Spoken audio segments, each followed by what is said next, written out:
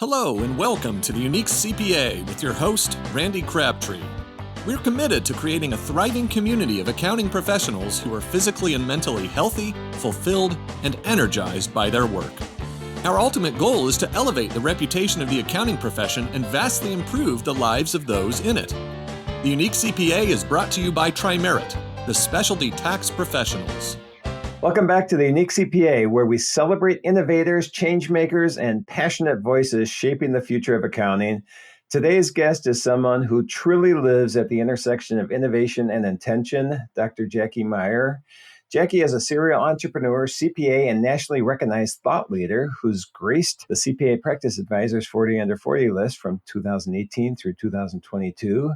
She's the founder of an award-winning CPA firm, now leading the charge with TaxPlanIQ, a SaaS platform that's transforming tax advisory services.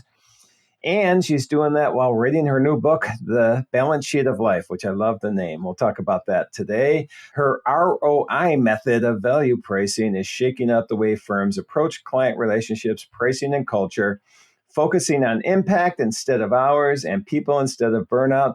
Jackie's mission is to help us all improve our health, wealth, and relationships, and she's here to share how we can all do just that. Jackie, welcome back to the Unique CPA. Thank you, Randy. It's a pleasure to be here. I'm a big fan of you and all you advocate for mental health and physical health, of course, in our industry. So excited to chat again. Well, I am too, and it's great to see you. When was the last time I saw you in person? It couldn't have been that long ago, was it? My mind's blank. Well, it wasn't scaling. I skipped scaling for Costa Rica, darn. Right. Yeah. But it was probably a few months ago. Who knows? You're everywhere. It feels like that. I'm actually at home today, which is not normal, but it's good. I'm glad I'm here. So just to let everybody know, I don't normally do this, but we're recording June 30th. I'm not sure when this is going to be released, so we're just getting ready for 4th of July weekend. But we're also getting ready for Bridging the Gap. I think this will probably be released after the conference, but you will be speaking at the conference. Very excited about that. You have two other people on a panel with you. Can you give us a little background of what you will be speaking on in your session? For sure. It's actually like the one speaking event that I'm looking forward to the most because it's really from the heart and it's going to be a fireside chat. So with my friend Samantha Hallburn and then Seth Feinberg will moderate it. So the title we have reframed because we noticed we have a lot of competition with other panels. Y'all have a lot going on over there. So Yep. I'm making it new title, The Burnout Breakthrough, How Real Life Wellbeing Stories Spark Massive Growth with Dr. Meyer, Hallburn, and Feinberg. So yeah, that'll be our topic. We're really going to make it very audience driven. So hopefully people listening after the fact, if you were able to attend, you're able to ask a lot of great questions. And, we're going to get real about all the things. I think every day I get more and more real about life and the stressors of it. And you definitely inspired me to do that because you're very open about those things as well. So, well, thank you. And you are as well. So I appreciate that. So, I love the topic. I don't love the fact that we have to talk about burnout, but we do, and it's a real thing. I think before we even get into some other things, can you give us an idea of why this topic is passionate to you? Oh, yeah, sure. So just to be real, like as of today, I'm kind of like on the the lower ebb and flow of my health journey, which I think for everybody, it's important to note, like we're always on an ebb and flow in our journeys. Like it's never going to be perfect. So I hit burnout in my own CPA firm several years ago, around 2013 through 2016, when I had my two kiddos and got diagnosed with chronic fatigue. I mean, I'm diagnosed with all the things that are like called trash diagnosis, where like they're nothing, but they like impact everything in your life. Yep. Just this year, I noticed my iron levels are extremely low for the last like year consistently. And so right now I just started doing like iron infusions. So I'm feeling really tired today, just to be honest with everybody, and a little like googly woogly, but I think it's important to kind of share those things because I used to be so embarrassed about it. And I felt like I had to be such a perfectionist and like, the perfect CPA and et cetera. And none of us are like that. We all have like our flaws. And I think being real about it is important, right? Oh, it's definitely important. And what you just said is what's the right word? Epidemic? It's in the profession, I'm not sure the right word. We'll figure that out. It's a problem. There, that's a good word. I'll use that in the profession because especially as, entrepreneurs and a lot of us owning our own firms, and we feel that, yes, we can't show any sign of weakness. We have to show that we're stoic, that we're strong, that we have all the answers, that we can help everybody. When in reality, the things that you just said, being vulnerable, sharing that I do need help at times, that there is things that are not perfect. That right there, that leadership, that being able to share makes such a big impact on others. And that's why this is so important to me. If we can show that it's okay to say I need help with something, or it's okay to say I don't have all the answers. All the research I've done and all the statistics I've seen, that alone right there is one of the ways to create a firm that's going to thrive. Mm-hmm. And so that's why it's important. And so I'm so excited you're doing that. I'm very happy to be there this year, and I'm looking forward to that session. So thank you. Yeah, for sure. Thank you. It's interesting. Like, I don't want people to get caught up in the terminology around the word burnout. I think like people start overly focusing on, oh, it's not burnout, it's XYZ, or like we have to call it not work-life balance, work-life harmony. I'm like, who cares? We all know Right. there's a problem. Yep. Let's just try to fix it, right? And it's a, constant work on ourselves to get there. But yeah, burnout, I also think, which I would love, I didn't study this in my doctorate in leadership, but I'd love to eventually kind of write an official paper around, is burnout curable? Because I think that now I'm going to mess up the word, irreconcilable. There you go. You got it. Yes, thank you. There's permanent damage. Yeah, there. Okay. It happens when you hit burnout and the health problems that go along with it and whatnot. And gosh, I spend a lot of money to maintain all those things now on, a daily and weekly basis. So I really encourage listeners to really invest in themselves, not only professionally, but also like personally, to make sure that your health is good. I mean, the cost effectiveness of just getting like one of those heart tests to make sure your cholesterol is okay and stuff like that are just phenomenal these days. So Go get yourself checked out. Well, so that reminds me, I got to put a reminder. Randy, go do your test. So I'm very good at seeing my doctor very often, but I've been thinking about doing one of those full body scan tests and haven't done it. So that's good advice. Look at you. You're just advising on everything. I know. I just can't help myself. That's fine. That's great. Yeah. So let's transition into, because you said the work-life balance, harmony, whatever, and being more efficient, I think, is part of what comes into that. And then you've got a couple of things out there that are helping people be more efficient. First, let's talk about TaxPlanIQ. Give us a little background on that, and let's see what's the goal with that. What are you trying to help the accounting profession with it? Gosh, so we're almost 5 years into TaxPlanIQ. I created it during COVID. I went to a software vendor of mine and said, hey, I have this vision of just pulling together everything I learned in tax advisory and all the education you need and the support into one platform. Will you create this for me? They said yes.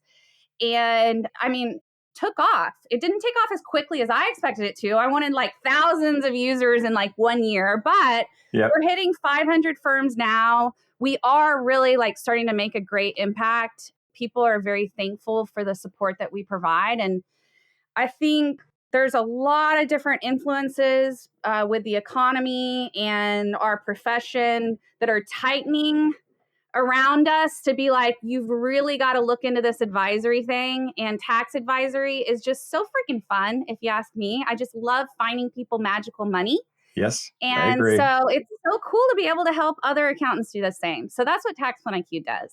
And so TaxPlan, it's a tool to basically help firms be stronger advisors, especially or specifically on the tax side. For sure. How does it work? Let's get into the mechanics of it. Does it tie in with your current software? Do you plug in numbers? I honestly curious on how to see the impact. Yeah. So you upload a PDF of the client's 1040. So it's agnostic to any particular software, which Yep. is great because that alone can be like a full-time job.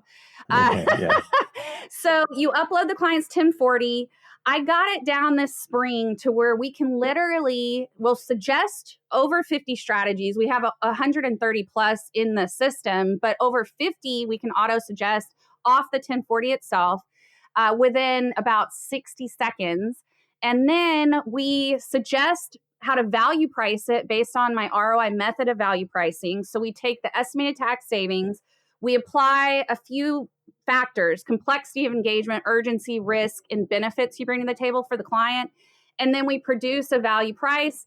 And then within like literally 3 minutes, we have a full tax proposal, tax plan presentation, and tax plan report with all the details of those strategies and whatnot for the client. It's like, just blows my mind that we're able to do that so quickly with technology today.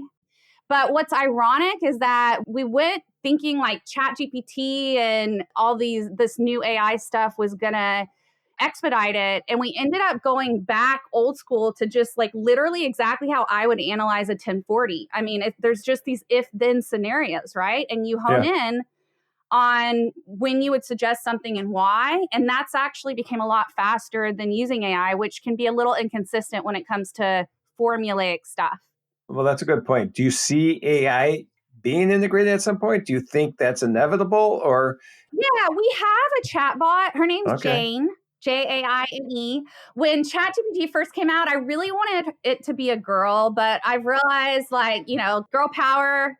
But I realize it's just an it, and so be it. It's an it. But our chatbot is Jane, and she's like a very smart tax manager that you can interact with, chat with, and then she'll produce some ideas for you and whatnot as well. So we do have that component.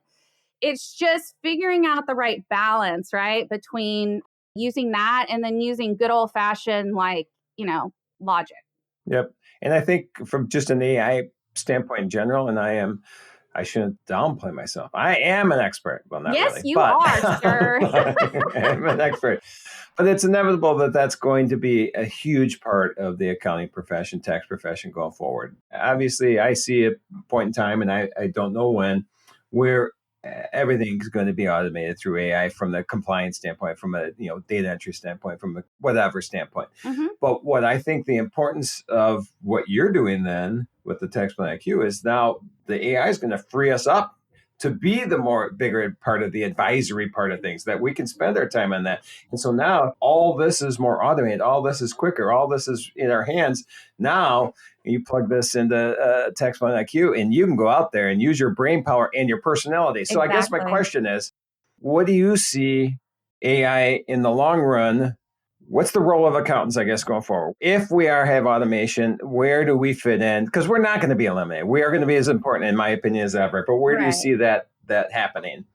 In that, all the things you would anticipate out of a good advisor, right? So personality, all these things that we naturally don't want to go towards as accountants, like you're going to have to. So it's the way that you communicate the information to the client, handhold the client, make sure that they feel good about the transaction. I mean, we all know we're just as much like their financial advisor as we are, probably know the most about their personal life details as anybody. Yep. Yeah, that was interesting in my firm, like all the ins and outs of things that I would learn about my clients. But yeah, so I think that it's okay if you're an introvert. It's okay if you love the numbers, but we just cannot process the level of data or audit and assess the level of data that AI can. And so it will just be a huge disservice if you're not using it for the baseline and then adding your flair to it to communicate it better to the client. Yeah, I see the differentiations going forward is not the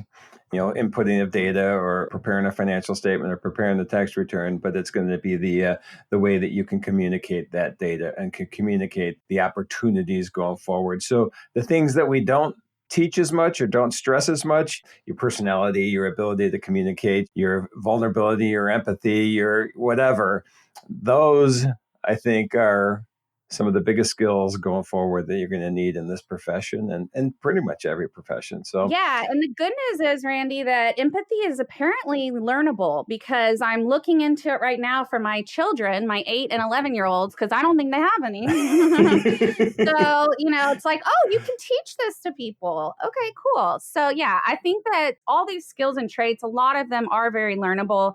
I'm an extreme introvert. Everyone's always surprised when I say that because I can talk a lot when I'm passionate about things. But like literally, I'd rather be sleeping in my bed right now or like watching a Hallmark movie, but this stuff jazzes me up. And that's why the passion and purpose, like you've got to find that in your work. You've got to figure out how to niche down, find that passion and purpose in your work. And if you can't find that, that's what's going to ultimately lead to burnout or, whatever the cycle is. And it's also going to work you out of a job with AI coming.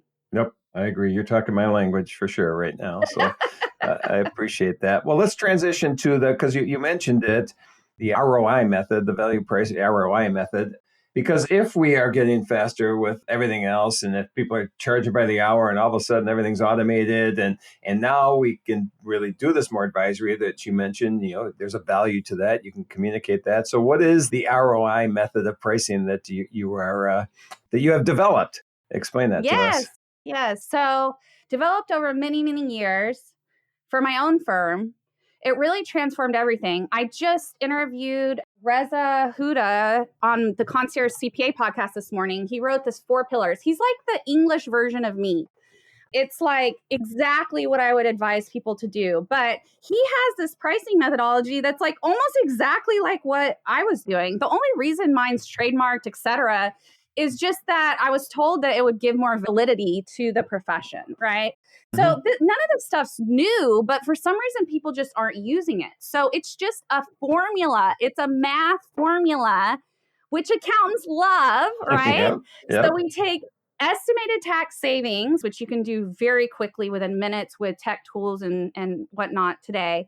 Let's say that's $100K that you can estimate for the client between R&D credit, what are all the things that you love, Randy, over there at Tri-Merit? Cost segregation, renewable energy, all the fun stuff. Yeah, exactly. So you add that all up and you're like, hey, I think we can probably get about $100K tax savings per year for you. And then you take this 4-factor of what I call curb. So we're kicking time and billing to the curb. Yes. Nice. Complexity of the engagement, score it 1 to 4. Urgency of the engagement, score it 1 to 4.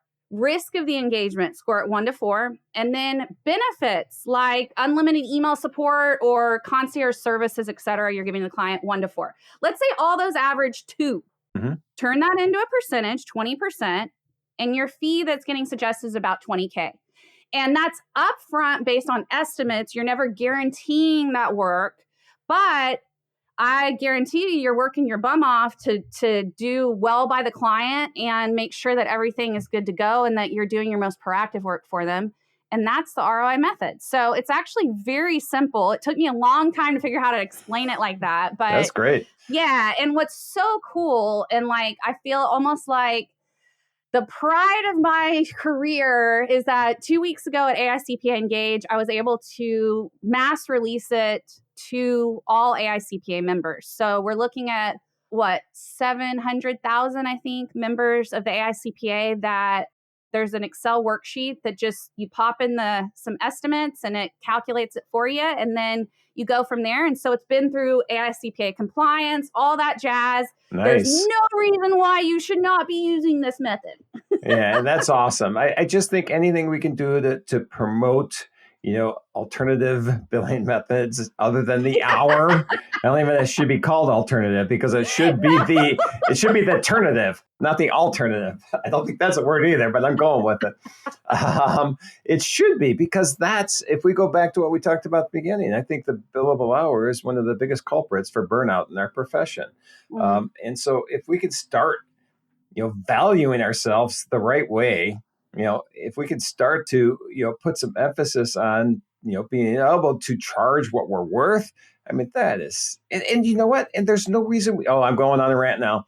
There's no reason we can't, because there's so much need for us, and every client needs us, and there's people begging to use our services. So why are we undervaluing ourselves? I think anything, and especially this, the ROI method, the fact that now you can point to that it is part of AICPA's, it's been promoted by them, that alone, we got to get this out in everybody's hands, because if we're going to have that work-life balance, if we're going to live at the intersection of our passions and our skills and our have joy in what we're doing, this is a big part of it. There's my rant. I'm done with my rant now. No, I love it. I'm with you.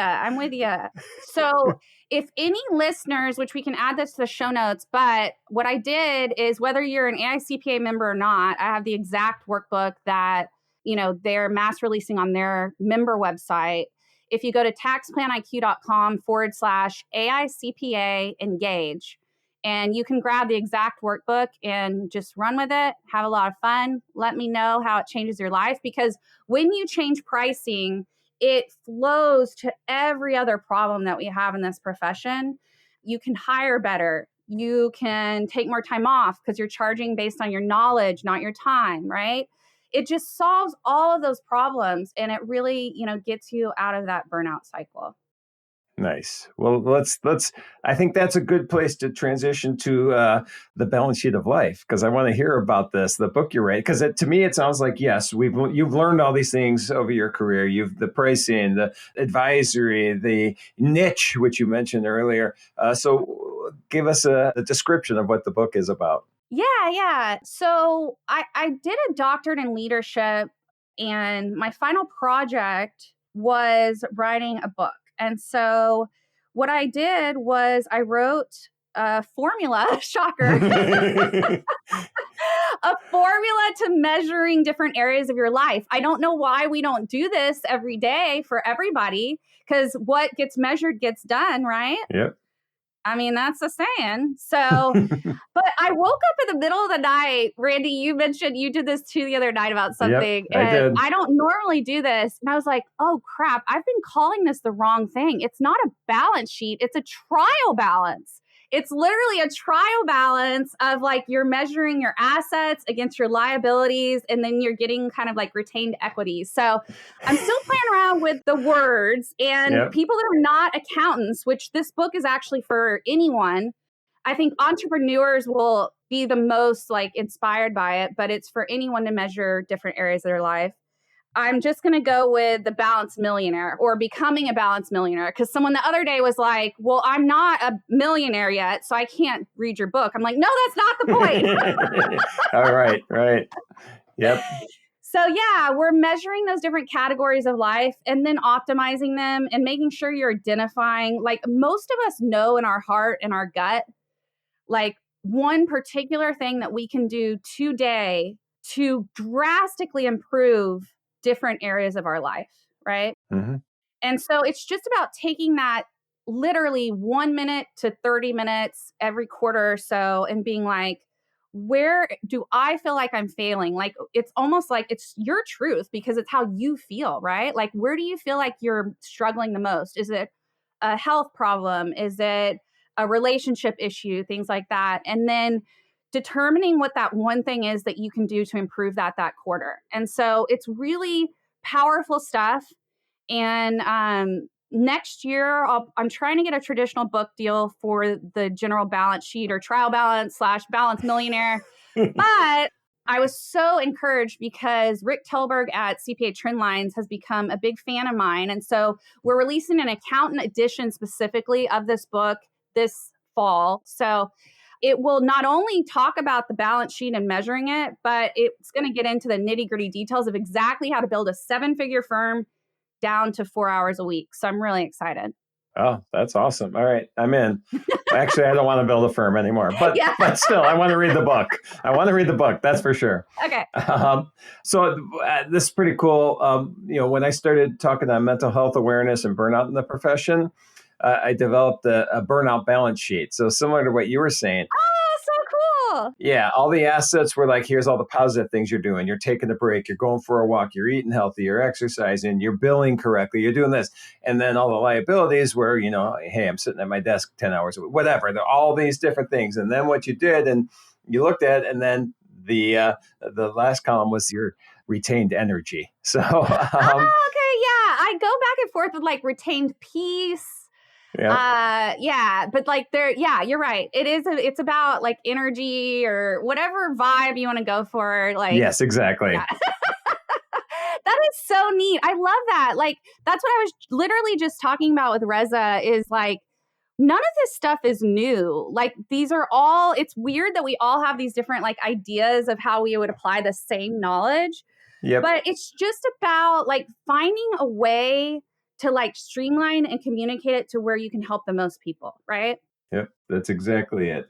That's so cool to see what you're doing to help. You're doing it with multiple things, with the book coming out, with the TaxPlanIQ, with the billion, the ROI method, with just living the life that you want to live and displaying that to others and sharing that knowledge. So this is awesome. Before we start wrapping up, is there anything that we didn't discuss today yet that you'd like to make sure we touch on? Oh, I think we hit a lot of great topics. We So, did. yeah, I really appreciate it, Randy. Again, really admire your work and how much you influence the profession in a positive way. It's really hard to find people that are that transparent and positive about their work. So, thank you for all you do. Well, thank you. And same back to you. So before we finish up, then, a couple final questions. Yes, At sir. the end, we'll get some contact information. But, we talk about the work-life balance, harmony, whatever, living the life you want to live. So when you're not out helping others with all the tools and services you provide, what is your outside of work passions? What do you love doing? What brings you joy outside of work? Travel, travel, travel. So I'm trying to figure out how to get my 3 dogs and 2 cats down to Costa Rica because I just got back from there and it was wonderful. I love the Pura Vida lifestyle. We're building a home down there. It's just like a dream Nice. come true right now. Next week, we're headed to Bahamas. I set a goal like, gosh, it's been probably 6 years ago now that we would travel for like at least a month every summer as a family. Mm-hmm. And it's really just a great way to connect with my kiddos. Yep. They're hitting that age, 11 and 8, where they just want to kind of be on their iPads a lot and whatnot. And I want to live life with them. And that's the best way to do it is like to be out, international or anywhere besides home, living life with them. So that's my passion. Nope, I agree with that. Travel's always been a big part of what we do.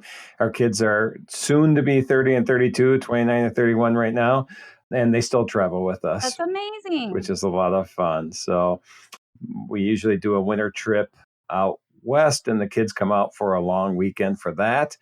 And the cool thing is that's not going to happen this year. And the cool part of why it's not going to happen this year is that Kathy and I will be grandparents for the first time at the end of this year. So, congrats. That's amazing. thank you. Yeah, so we're going to be sticking Are you around looking for forward that. to that? Oh, you don't even know how much we're looking forward to Yeah. it. It is like I get goosebumps every time I think about it. Yeah, So. you get to make up for all the things you messed up with your kids.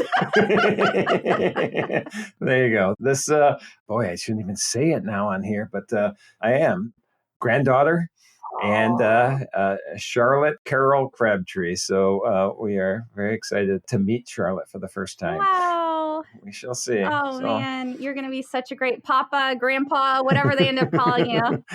I know. We're going to figure that out. So, all right. Well, you got me on the travel and family and all that. So I had to put my own 2 cents in there. And then last thing, if anybody wants to find out more of all the cool things you're doing, we didn't even talk about the doctorate. We probably should have talked about that. Next time we'll talk about that. Next one. It's all good. Right. Yeah. So I've been really putting a lot into LinkedIn just this last year or so. I'm really enjoying connections there and I'm getting to meet a lot of people that I hadn't in the past. So find me on LinkedIn.